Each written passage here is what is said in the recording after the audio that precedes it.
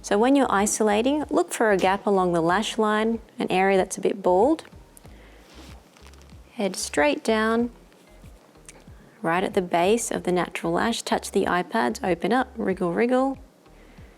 Okay, and I need to change the size that I picked up, and I'm going to replace that with an 8. Attach, hold, 1, 2, 3, release. Pick up another lash, move to the other eye, touching the eye pads, opening up, wriggle, wriggle. Okay, so there's a few in there to choose from. Okay, so we have one natural lash on its own, dip and apply. And that's how you isolate and apply a lash.